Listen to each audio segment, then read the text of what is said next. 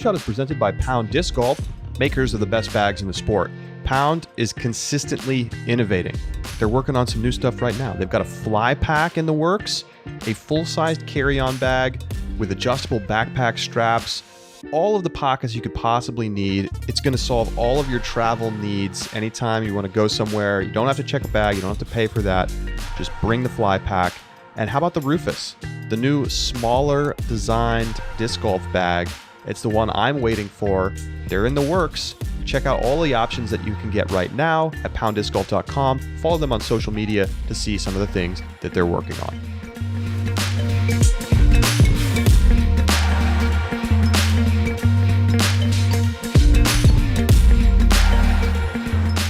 Welcome to the Upshot, Multi-Roll Disc Golf's podcast about the latest in the disc golf world. I'm the publisher, Charlie Eisenhood. Joining me is Josh Mansfield. We are in the start of a crazy stretch of disc golf. We've got 4 Disc Golf Pro Tour events in 4 weeks. Okay? Crazy. Great Lakes Open was this weekend. We're going to get into it, of course, talk all about it. Eagle McMahon goes back-to-back in MPO. And over in FPO, Kristin Tattar gets her first Elite Series win of the year. She gets the win over Paige Pierce and has really been heating up. I mean, we've seen the trajectory from when she got here to where she is today, and it's just been like, okay, 5th at Worlds, and then she wins a tournament, and then it's like almost wins at Des Moines, and then wins at D-Glow. We'll talk about it coming up. First, though, Josh, hello, good morning, and have you been watching any of the Olympics? A little bit. I work at physical therapy clinics, and so we have TVs on, and oftentimes we have the Olympics on. So I'm catching bits here and there. I did watch a little bit of the swimming. The Australian coach, his celebration, if you haven't seen on Twitter, most Australian thing I've ever seen. I mean, that was incredible. So the best part of that, not only is he like going crazy, but he like goes into a restricted area. And there's like a Japanese woman whose job it is to like control, and she's like trying to get him to leave the area, but he's just like losing his mind and humping the air. And yeah, it's must see TV. It absolutely is. So yeah, I mean, I have to say, I've got the NBC Sports app on the iPad, and like, sure, you got everything right there. Mm-hmm. Like, there's an annoying amount of commercials, but what are you gonna do? You can watch replays of everything. They have highlights of everything, live coverage. The whole schedule's in there. So if you got a phone or a tablet, you can get it there. I wouldn't be surprised if you can get it on the TV too, like with a Roku or something. I haven't tried that yet. But what makes me think about watching all of these sports, including some very strange and sports. There's some sports in the Olympics that we should just say, you know what? We've had enough. It's done. Okay. Handball. I'm sorry. I don't want to watch it. It's not good. It's like somebody went onto a basketball court and like the rims were broken or something. And they're like, well, we need to do something to play today. So like, let's come up with this like weird soccer basketball game where you can you have to dribble sometimes, but not all the time. It's just a terrible game. And, you know, of course, your mind goes to disc golf. Disc golf in the Olympics. Could we see it someday? There's a lot of reasons why the answer is like no right now. Primarily, disc golf is not played in enough countries yet at a serious level for it to even really have consideration. But Josh, if there were to be Olympics with disc golf in it, how would you want to see that set up? Would you want to see them use like a local course or design some kind of like crazy temporary Olympic venue course? What, like in your mind, if you're envisioning this is what I see as disc golf in the Olympics, what do you see? I would definitely imagine a temporary course, and the primary reason is that these events typically take place in pretty large urban areas. They have to, just given the considerations of logistics of travel, lodging, where to build the stadium, etc. So they're typically based in urban centers, Tokyo, Japan being the primary example right now. And given that that's the case, the accessibility to land of a temporary disc golf or of a permanent disc golf course that is at the level that we would probably expect for the Olympics doesn't seem present to me.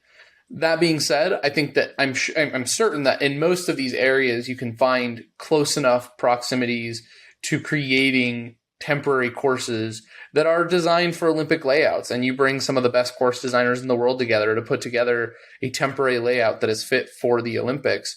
I think that's probably the primary method that I would imagine of holding a disc golf event. And then from there, it's tricky of like, do you have cuts? Do you know, how I'm not super familiar with Olympic golf. Does golf have cuts after round, or is it just you have your set field? I'm not sure. I think mostly you have to qualify in, at which point you can then, just have the normal approach. Now, I do think you'd want to have a team event, like a country-based champion, where, I don't know, 2 men and 2 women play, and the top scorers combined over the course of 2 or 3 rounds or something get aggregated, and then you have team championships. And then I don't know if you would also then do a separate individual competition, or if you, like in gymnastics, that's what they do, right? They have a qualification process within the team event, which is happening now. And so then, like, okay, US, Russia, and Latvia finish top 3. And then, like, the top scorers in each individual event then get to go on to compete for individual medals in each of the events. So you could imagine the same thing. So you'd sort of have a cut, but it would be from, like, you have the team competition for 2 to 3 rounds, whatever it is. And then, the top X finishers get to move on to compete in the, individual champion, going for the gold medal. I think the one hard part of consideration there in terms of like the combined MPO, FPO scores is you'd have to then identify building. Do you use the same layout that's kind of designed for a median between the 2 ratings, or do you design 2 separate layouts? And if that's the case, what happens if the FPO layout is significantly lower? That diminishes the value then of your MPO scores if you can have women who shoot really, really well. So, you'd have to do some kind of system where you combine. I think you'd want to do tricky. 2 separate layouts. I mean, so too. It wouldn't really. I mean, the other thing you could do is just have completely separate competitions for men and women. I mean, that's what most of the sports do, right? Yeah. So you'd have US. Probably the U.S. is going to win. Maybe Finland pulls it out in the women's division, but you'd have a men's and a women's as opposed to doing it as like a combined co-ed, and that would be fine. I think the Olympics is trying to move towards more mixed events. Disc golf feels like an obvious way to sort of have a mixed event where you can do that kind of score combination. Like at least for the country side of things. And, so for some context, and the reason that like disc golf maybe someday does have a chance to get in, there are significant efforts underway right now to get ultimate frisbee into the Olympics in 2028 for the Los Angeles Games. Because the new rules in the Olympics allow each host city to select 4 or 5 sports to add specifically for their Olympics. So they get to basically bring in some guest sports, and those sports come in and they do the thing, etc. And I got to tell you, as a longtime watcher of many sports, and obviously Ultimate Frisbee and disc golf, I think that if Ultimate can pull off what would be an upset to get in for LA 2028, which, you can already chalk up surfing, skateboarding, like baseball are probably in. So then there's only like 1 or 2 spots, and is Ultimate going to get it? I don't know. I think the odds are still fairly low, but it could happen. If it gets in, it's going to do well. It's going to televise extremely well. I think the ratings will be good, and that will be a big boost towards, again, this is important, flying disc is the sport that gets put into the Olympics. Ultimate Frisbee is the discipline under the sport of flying disc. Disc golf would then be considered a second discipline within the same sport. So if you can get flying disc as a discipline in, then you can have ultimate frisbee, and then you could add disc golf. And hey, honestly, you could get freestyle in there. All right, I want to see Juliana Korver go out and win a gold medal, because like freestyle in the Olympics would be sick, right? Like the rhythmic gymnastic stuff is pretty cool. I feel like it's a very similar boat. I feel like it televises well. And so disc golf does face the challenge of being very sort of provincial right now. We have, US and Canada, and then we have like the Nordic European countries, Japan, a couple of Southeastern Asian countries, and then Australia and New Zealand. And like, that's it. Right? Like there are countries that don't even have a disc golf course right now. Not even a course, let alone like competitive players. And compare that to Ultimate, where there's like already 70 plus countries that have ultimate frisbee, organizations, national championships, etc. And it's funny because disc golf has gotten so much bigger than ultimate over the last few years. I was just talking to somebody at Discraft. I'm going on a long tangent here, but stay with me. I was just talking to somebody at Discraft, Pat Timmons, who's the head of their ultimate department, and he said that 10 years ago, ultimate was about 80-20, maybe 70-30, the bigger sport at disc, in terms of sales at Discraft. And today, like during the pandemic, it was 90-10 disc golf, which, I mean, that makes sense. But he thinks it's going to settle out to like 70-30 disc golf. And so that gives you a sense of how much growth there's been. And, people who say, oh, the UltraStar really like helps subsidize the disc golf operations. That may have been true at one time, but it's no longer true today. But the key thing to understand is that like all of this growth happening in disc golf is happening very localized. It's like US, Canada, Finland, and, UK. There's other countries, but we have to see that we have to push it out more to other countries. And there are obviously efforts to do that. The PDGA is working on that. I mean, the Paul Macbeth Foundation's been around for like 3 months, and they've already put a course in Mexico. So that's pretty cool. So, for it to become an actual Olympic sport, you need to have more than, 5 countries that are like competitive. So maybe we'll get there, because the discipline of flying disc has this opportunity to get the shine in LA 2028. So we'll see. I have one caveat that I want to add to needing more countries to play the sport. We have baseball in the Olympics, and there are 6 teams in that Olympics because there are only 6 countries in the world that actually play baseball. And most of them are in some way historically affiliated with the United States. And it's like Japan, Dominican Republic, Israel, United States. I think is there a 2 Cuban others. team? I don't know if there's a Cuban team. I remember looking. There's like 6 teams. It's not a lot. Anyway, there's a reason baseball and softball are not permanent sports. Permanent sport. Yeah. This was one of the sports that was added by Japan because it's such a culturally important sport in Japan. You could imagine, if Finland hosts an Olympics, well, they would only ever host a Winter Olympics, let's be honest. That's true. But let's say the US, right? In 2038 or something, that wouldn't be the year, it'd be 2040, I guess. It comes back to the US, and it's in, where would it be? Emporia, Kansas? No. Somewhere with a strong disc golf community. Like you could imagine them putting disc golf in for that one Olympics in a similar fashion where you have a few countries that are competitive.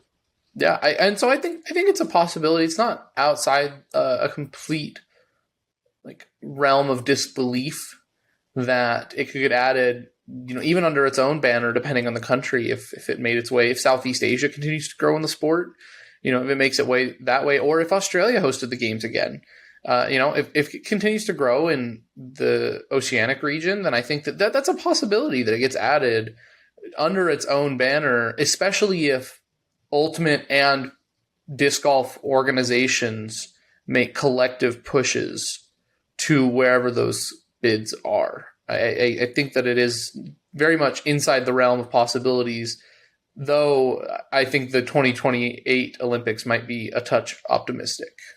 Yeah, or 26. It's not happening, right? Yeah. So disc golf's not getting in 2028. Sorry. It's not even in the cards right now.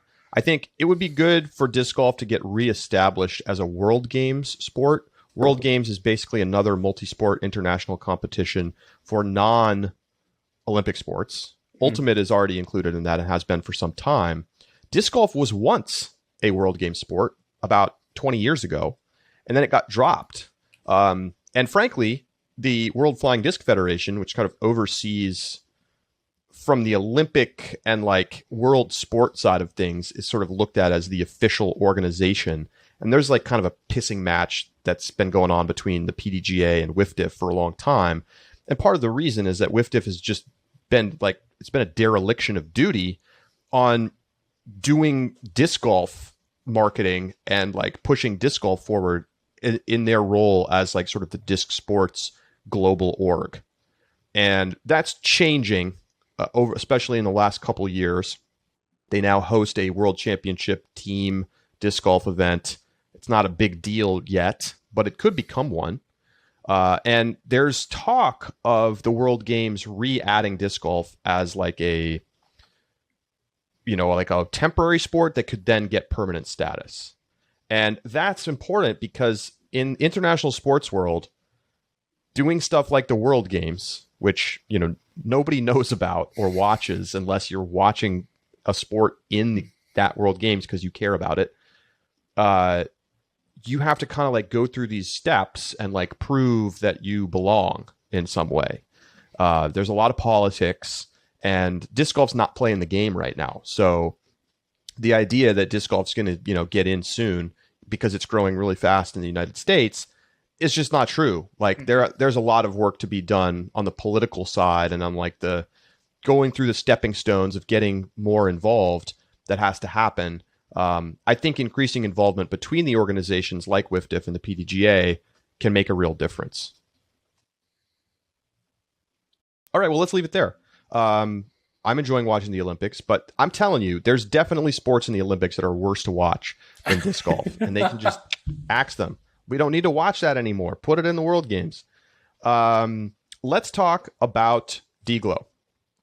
And I don't really know where to start here. I feel like, for me, the most interesting thing this weekend is Kristin Tattar getting a win over Paige on a course where Paige has dominated, right? You know, back-to-back champion in 2019 and 2020, crushing victories.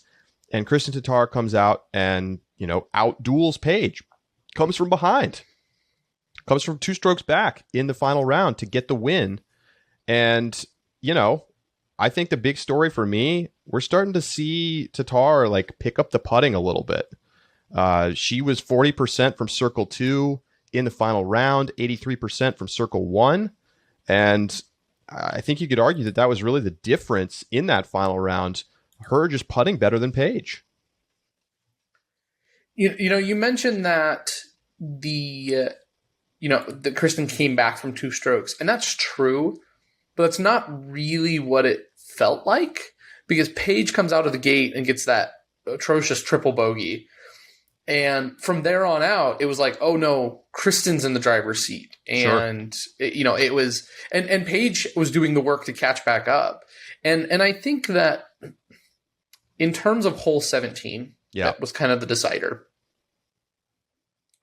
Kristin's putt did not win that tournament. Paige's putt lost it. If she makes it, it goes to hole 18 where she had a circle 2 look. And, you know, it conceivably keeps moving forward into, the playoff. Kristin's putt was huge. It put a lot of pressure on Paige and was a big difference. But Paige then missed a putt that I think Paige should have made. And so it felt more like Kristin was in the driver's seat for a lot of that round, and Paige was the one chasing her.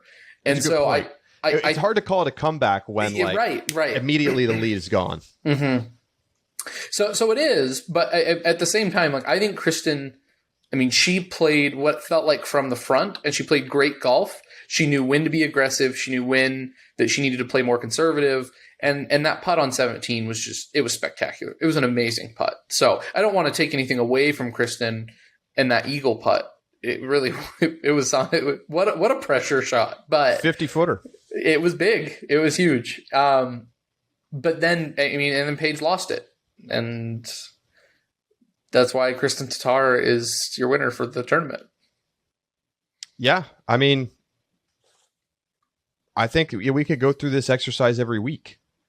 Did somebody win it with a shot? Did somebody lose it with a shot? I think you could argue that the triple bogey lost the tournament for Paige. That's a great argument. And, but I also think Tattar played quite well. I think she shot the hot round for the tournament in round 9 2. under for the final round. And Haley shot an 8 in round 2, and Pierce shot an 8 in round 1. So indeed, it was the hot round for the tournament.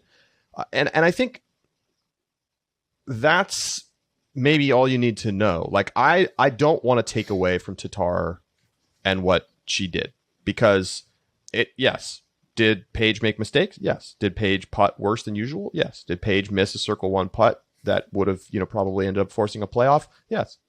But the reason we were in the situation is because Kristin Tattar hit huge shots and left the opportunity there for Pierce to, have a moment of where she faltered. And I think that's, it's got to feel like kind of bad deja vu for Paige Pierce in some ways. Obviously in very different circumstances, but it feels similar to how Katrina Allen ended up winning Worlds. Now, obviously that all happened in this kind of like build-up climax to the 5th round in the hole 18. And, Allen put the pressure on and Paige faltered. But, I mean, let's be honest, it's a bit of a similar story here.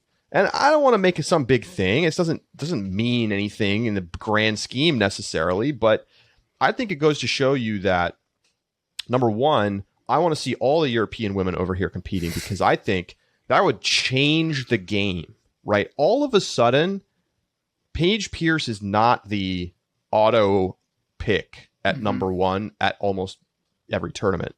Like, you just don't do that anymore. And number 2, I think that this is such an enormous confidence builder for Tattar. I'm forgetting now how many more events she's going to be over here. I'm going to check out her Instagram. I think she probably is going to play through most of the rest of this swing in the Midwest. But I'm excited to see where she can go from here. I mean, it just feels like, imagine if she'd not been like jet lagged and playing her first tournament as Worlds, what might have happened? And she is, by the way, looks like Preserve is her last scheduled tournament. So we'll see her this coming weekend, and then maybe she's headed back to Europe. It looks like she's registered for the European Disc Golf Championships at Konopiste in the Czech Republic. So looks like she's going to finish out Preserve so she can get back with, that gives her 2 weeks before the European Championships. So I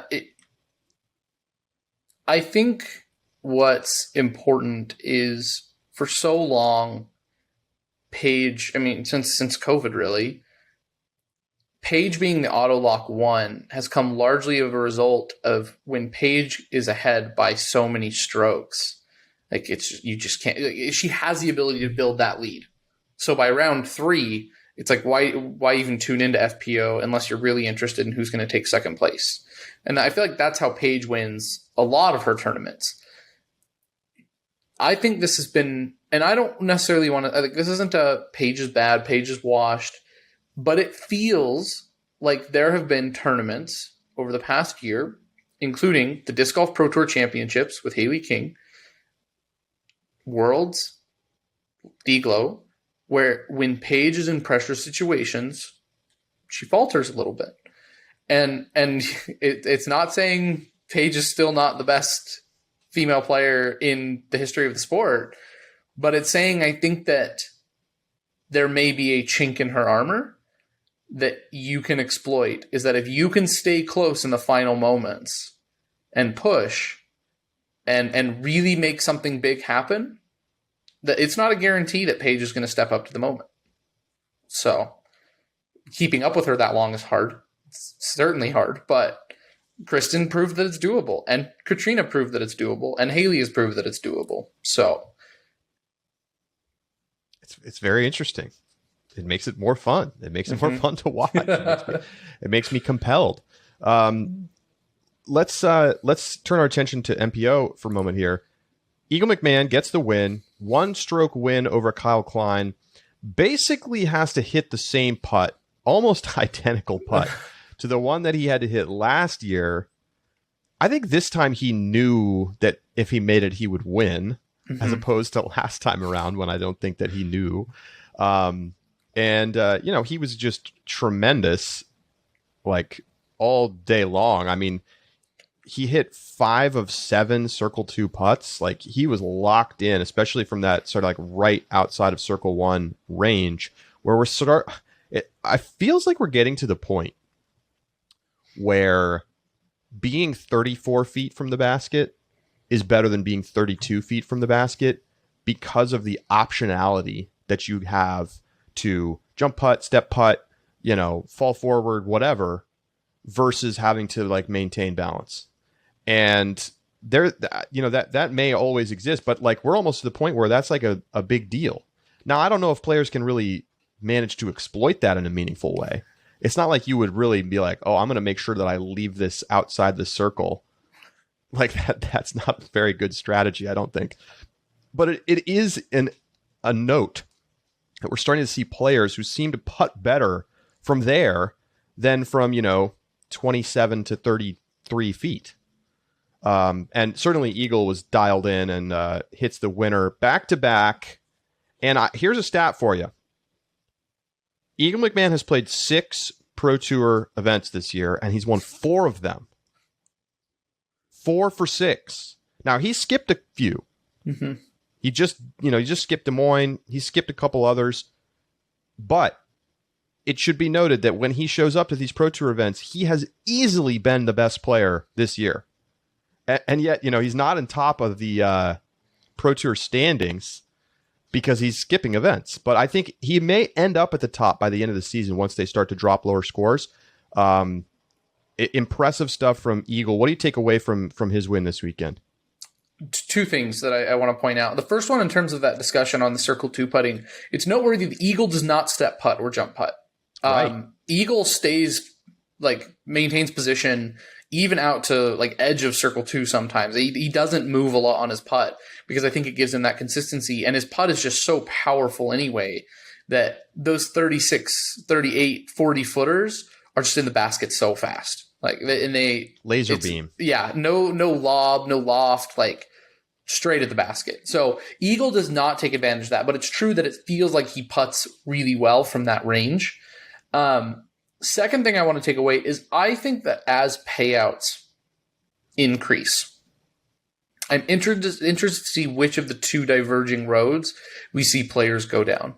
Because I think there's 2 possibilities. One is as payouts go up, Eagle's just going to be missing out on so much money that he's going to start playing more Pro Tour events. Because, in terms of, I don't know what his sponsorship looks like. I know that up and before this weekend, he was at, I think, almost $30,000 in. It's safe to say that none of these top players need the money they win at tournaments. Perfect. That's a concise way to put it. Right now, I think that's just like a clear and obvious fact, right? A great year, what do you make, 60K in tournament winnings? Maybe 70 this year? Yeah. That'd be a great year. And that's meaningful money, obviously. But yes. Not when you're making 6 figures from disc sales. Right. So 7 in some cases. So Eagle doesn't need the Des Moines Challenge in order to stay on tour or fund his new van that he just bought. That being said, I'm curious if, let's say, Des Moines Challenge winner got $100,000, right? With second place getting $50K. If all tournaments are paying out like that, does that mean people like Eagle start going to more events because he's just losing out on 6 figures by not? Or does it mean that he would be making so much money winning his 4 events and keeping a condensed tour schedule that we're going to see more players pick and choose which parts of the swing they're best at and then hit the big events, Ledgestone, the majors, I would think of probably Dynamic Discs Open. And then they're like, oh, but I also play great on golf courses, or I play great in the East Coast swing. So then they hit it every single week of the East Coast swing. But otherwise, they just kind of show up almost like a Chris Dickerson style and hit a few events here and there and then show up at the end, right? Which of those 2 paths do you think is most likely as payouts continue to increase? I mean, I think if you're a player as good as Eagle, you play everything because... I mean, if you're telling me that I have a chance to win $50,000 if I just go play a disc golf tournament this weekend, and I have a realistic chance to win because I'm one of the best players in the world, I'm going to go. I'm going to go. Like, unless I feel like I'm going to hurt myself or like, I have some extreme need to skip the event, I'm going to be out there because it's just like the money's too good at that point. But I mean, then again, the counterpoint is that there are golfers who tend to kind of just play the majors. I don't follow golf closely enough to be able to like hit you with all the stats on that. But like, there are definitely players who don't play much, especially older players, but show up for the majors where obviously the purses are fatter and the prestige is higher. And they're probably making millions of dollars in endorsement deals and stuff. So again, do you need the money? Well, no. Like at some point, you don't even need the money. Mm-hmm. Like I think everybody on the tour right now still like basically needs the money, right? It's not like people are making so much money that turning down 15 grand is like a rational choice. Maybe Macbeth, but even then, like 15 grand is 15 grand. It's not like, I don't know, 10 million for 10 years. Like it's maybe makes that feel a little less important. And ultimately it probably is, but look, it's still like, cash. It's not like he's making 50 million, right? Where like, NBA players get hit with $50,000 fines and everyone's like, oh, maybe they should fine them more. So here's the question that I have. Should the fact that Eagle skips more tournaments than pretty much anybody else at a high level on tour? Maybe Chris Dickerson. Yeah. Okay. Those two. But I mean, Eagle's clearly the better player this season. Agreed. Just period. Yes. Should it diminish like in the player of the year race, how much weight do you give the fact that he's skipping events? Because I think he is now for sure has won more Elite Series tournaments than anybody on tour this year. There was a graphic at the end of the MPO round on the Disc Golf Network that showed most Pro Tour wins in a single season. And the lead was 2019 Paul Macbeth. And second place now is Eagle and Ricky, 2017 Ricky, I believe. And this year Eagle at 4. I think that Eagle is the lead front runner of player of the year right now. Does it diminish in your mind his performance because he isn't playing all of the tournaments? I don't think so. And okay. I think if anything, the fact that he shows up and wins, it's like, oh, Eagle's in town. Like, pack your bags, boys. This tournament's not even worth playing. Like, I think that gives more credit to Eagle than less. If, we talk... We were talking about Ricky, for example, and how much weight should his 2 Silver Series wins have in the Player of the Year race? And we're like, well, we're still kind of including him because he had a couple Elite Series and then a couple Silver Series because Ricky plays everything, almost everything. He missed Des Moines, I think, but like other than that, Ricky's been everywhere. And we gave him a little bit of credit there, but at the end of the day, I think that those 4 Elite Series events, Pro Tour events, speak louder than just about anything else except majors. And so, I think there reaches a point where if you skip so many events that you don't have the numbers to keep up in wins, then I think it starts to diminish it. But if Eagle only played 5 events 4 Elite Series and one major, and he won all 5. That's still an incredible resume for Player of the Year, even if that's all he played. Yeah, I mean, I think if you skip in majors, then I'm going to have some big questions. But, if you skip the Des Moines Challenge, I'm not really going to blink. But, I mean, he skips more than the Des Moines Challenge, right? Mm-hmm. I mean, he skips tournaments everyone else is playing. And, that's his prerogative. I think it's not to the point where I think, he should be, like, looked at, like, down upon for doing it. And by the way, I should note, mostly he's skipped some of the NTs. Right? I'm going to double check myself right now because I don't want to get this wrong. Eagle he skipped Masters Cup and he skipped Des Moines. And he hasn't played any of the Silver Series events. But I'm definitely not holding skipping Silver Series events against you. I'm basically ignoring that. That does not matter to me. But I mean, he's just playing fewer total events. He's only skipped one official Pro Tour event, and that was Des Moines. So, and then he didn't play any of the Silver Series. But it does feel like you don't. So 2 Elite Series and Masters Cup for the 2 Elite Series. That's right. And then all the Silver Series. Right. So that's. I mean, I think I agree. First of all, I agree that Eagle right now has to be considered the front runner for Player of the Year.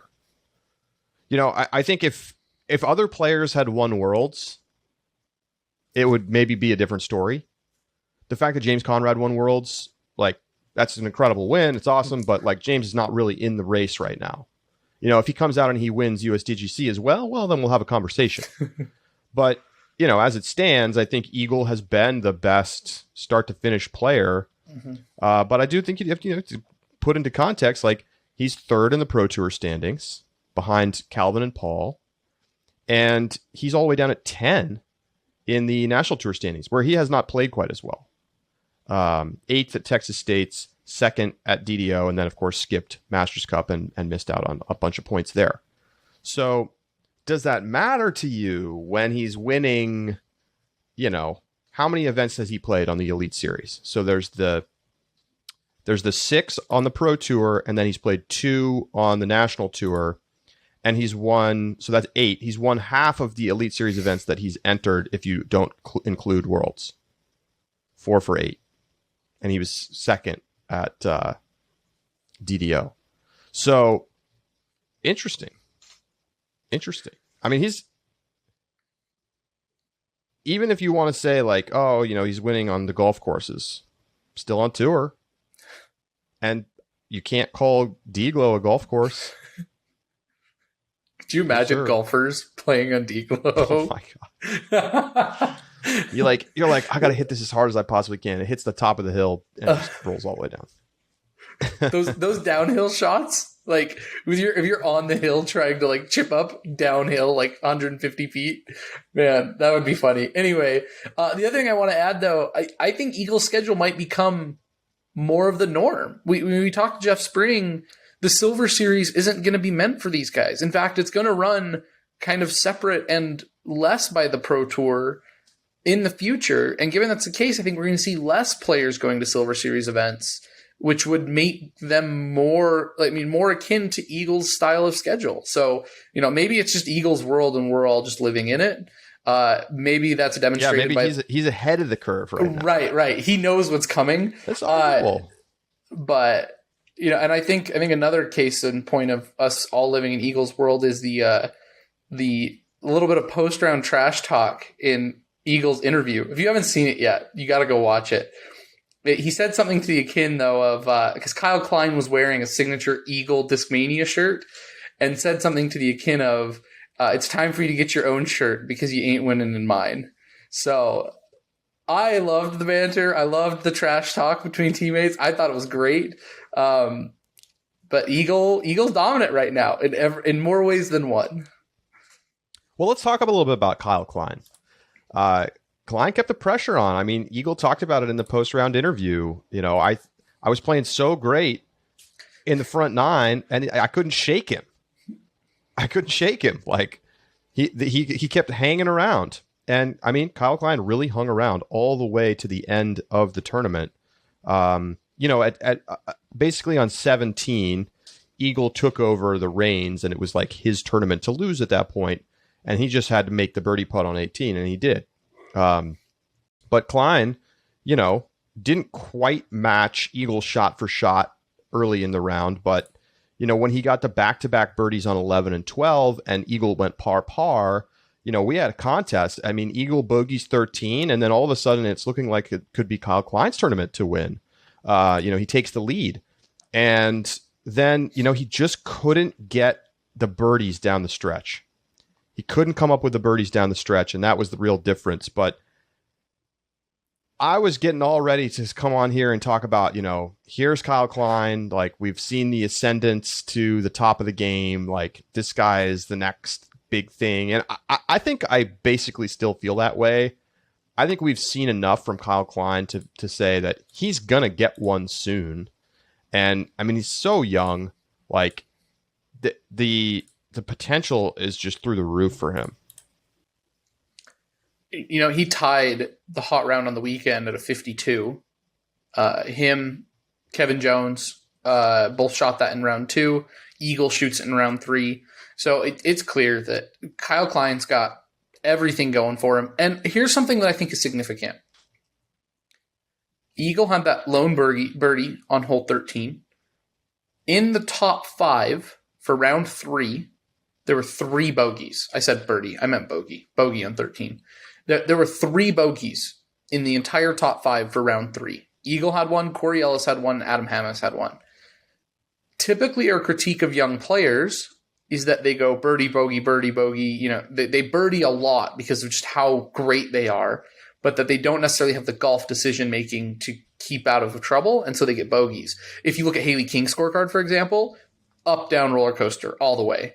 Lots and lots of birdies, lots and lots of bogeys that keep her out of contention. That's not the case with Kyle. Like, every play, I mean, he felt like he was controlled, and you could see on hole 17 the nerves get to him. He just did not look comfortable in that putt. Oh, no, he did not want to throw that putt. No. It definitely was not, he's not quite settled in to be the top yet. He's not quite there yet. But he definitely is maturing and playing in a way that shows he's going to get there. Okay. Off the top of your head, do you know how old Kyle Klein is? I think I do, yeah. Say it. I think he's 19. That's right. He's 19. Yeah. He went to a prom this year. Incredible. He's the youngest, star level player in MPO. And almost the youngest. I mean, so Heather Young is turning 18 this year. There's a great article up on Ulti World Disc Golf. Age is just a number at 2021 Pro Worlds. That has ages for all these people. Okay, we talk about how it's hard to keep track of this. Well, Jesse Weiss did the work, and we've got the ages. So let's talk about some other young players. Anthony Brella, well, he's 21. 2 years older than Klein. McMahon is 23. Relatively veteran at this point. Adam Hammes is 22. Emerson Keith is only 23. Calvin Heimberg, 25. Kevin Jones is 25. So you look at this and you see what Kyle Klein is doing right now. Well, this is what Eagle was doing 5 years ago, right? He was the one who was knocking on the door of these tournaments. And, could we be seeing the next star player emerging? It's something to keep an eye on.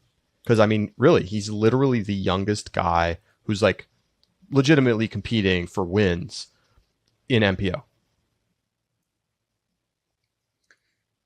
Something that I think is important to note, at least important to me, our over-under this week rested quite heavily on the results of this tournament. So quick background. After the show last week, Charlie picked the 45% Circle 2 putting for the winner. After the show was over, we both went and looked, and we were like, well, what did the winner shoot last year? And it was Eagle McMahon, 45% on the mark. And you didn't look at that, right, Charlie? I did not. I pulled the number out of thin air in just what I felt was the right number. So it was last year the perfect number. This year, so I love an underdog story. And Kyle Klein against Eagle right now just has to feel like an underdog. So I'm cheering for Kyle all the way. And then hole 16 rolls around, and I whip out UDisc, and I pull up some stats. And I see that Kyle Klein is above the 45% mark, and Eagle is below it. And I'm like, go Eagle McMahon. So sorry, Kyle. No offense to you. You were just putting a little bit too well for me. Eagle McMahon finishes circle 2 putting at 42%, which means we're back to 3-3. I finally get off my losing streak, and Kyle Klein was at 47%. So Kyle, you let me down. Kyle makes that putt on 17. I know. Who knows? Who knows? Would have upped his circle 2 percentage too. Yep, it would have. Yeah, no, it was a fun one. Here's another guy I want to talk about real quick. Corey Ellis. Okay, he gets his moment in the sun, finishes in 3rd place. Have you ever seen? If you haven't seen this, folks, you got to go and watch the highlights of Corey Ellis.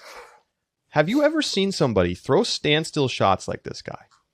I mean, he's throwing 450, 500-foot laser beams from a straight standstill. No little step, nothing. Just weight shift, bang.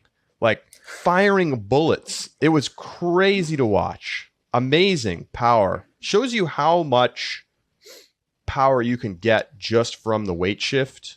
Mm-hmm. And that it's like not necessarily like doing some big crazy run up is not the thing that is determining the distance of your throw.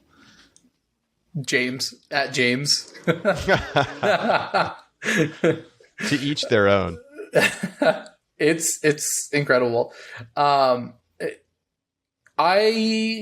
also think that the results were a little bit odd, dare I say. I mean, Eagle McMahon, no shocker. Like, that's like, okay, yep, the repeat champion isn't playing well. But then you have Kyle Klein, Corey Ellis, James Conrad, who maybe we should have given more credit to on a course that has circle 2 putting.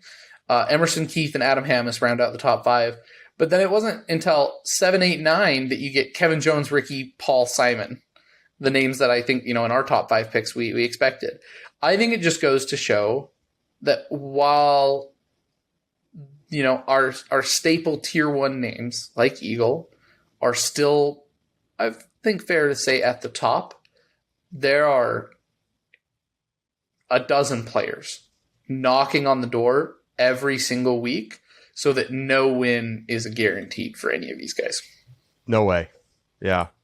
I mean, Emerson Keith, he led the tournament in strokes gained from tee to green. He was throwing it great. James Conrad, final round, hit 65% circle 2 putts or something. Like, he had 6 in a row from 40 or 50 feet. It was crazy. Yeah, and it's just, look at Calvin Heimberg all the way down to 13th place. Calvin's been, relative to his standards that he's set over the last 2 seasons, he's been scuffling a little bit. He came back at Des Moines Challenge to finish 2nd, but that was after not playing a very good second round. He had to have a crazy final round to get back to 2nd. But he was a little off at Worlds and around. He's had the off rounds here and there a little more often lately.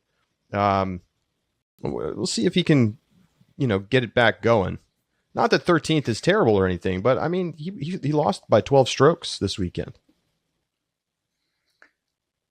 It doesn't feel like staple Calvin. That's certain. Right. I don't know if he's a lock for top 5 week in and week out anymore. It's not to say I'm not going to consider him every single tournament, but I wouldn't be shocked if you start seeing the emergence in our picks, at least, of Kyle Klein and Adam Hammis. And Calvin, I think, just needs to demonstrate that he can get back on that hot streak. I know he can. I think he's in a slump. Emerson Keith is trying to get his way into the top 5. Very interesting stuff. By the way, did you see that roll away that Sarah Hokum had? Didn't that roll what did they say, 150 feet? It was crazy. And it was just really slow. It's not like it just picked up speed and just zoomed downhill. Okay, we've all seen that. No, this thing like wobbled. It kept looking like it was going to fall flat, and then it would just be like, whoa. And you know what it is? It's that gyro technology. Okay, that overmold gyro MVP. Wow, the rollaway potential, incredible. I mean, it wants to die, and the gyro is like, no, you're gonna go. Going. How long have you been waiting all weekend to make that joke? I thought of it today. Okay, all right, that's not as bad. I will say Sarah Hokum like shooting at her putter, like kicking at it in the air, like trying karate to get it. chop.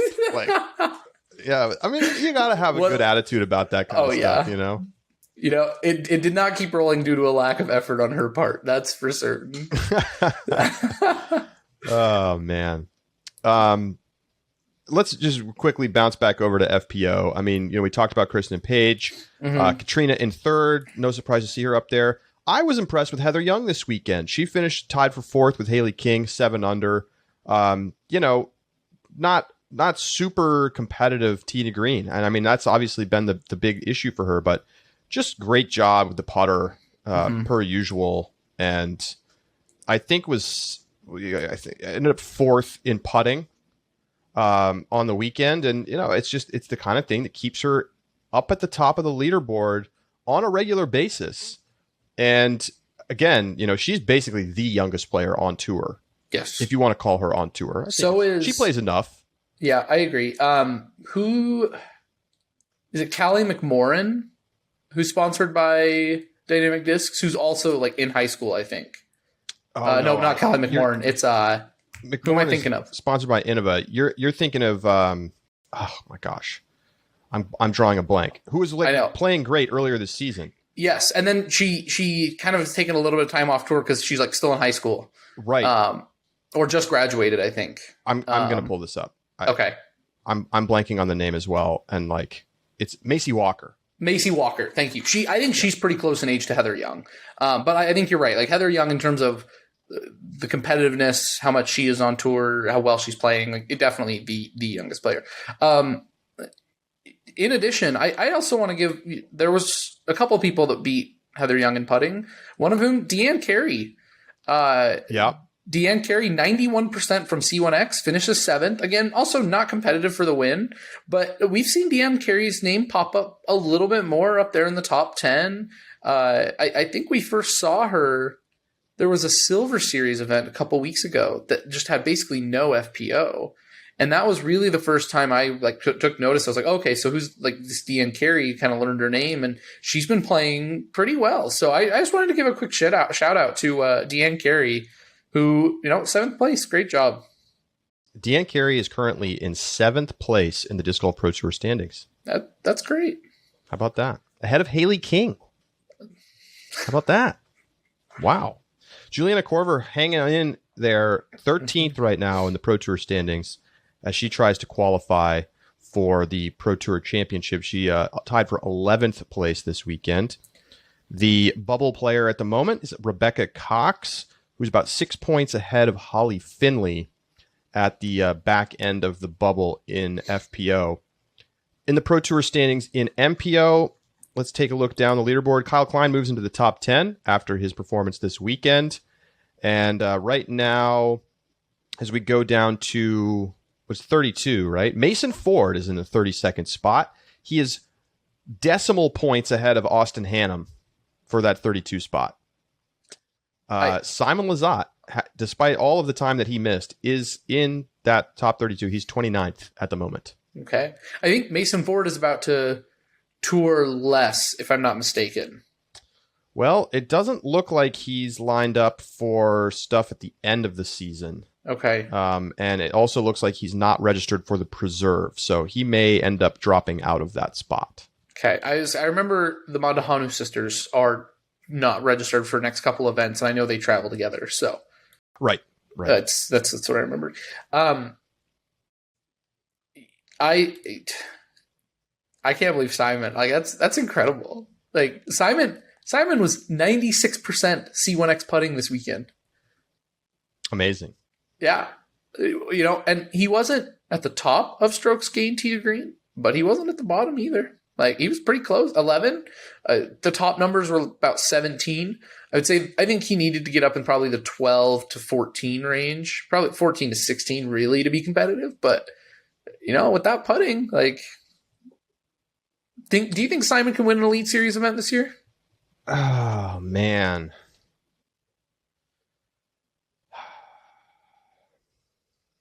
I'm going to say, here's what I'm going to say. I'm going to say, yes, it's possible.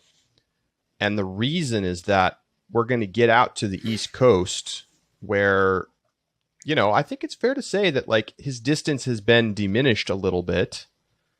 And it's going to be less important. He also lives in the Northeast. He knows the courses. And if the putter's going like that, why can't he win? Why can't he win? I think he's capable. Do I think that he will? No, I do not. I don't think he will.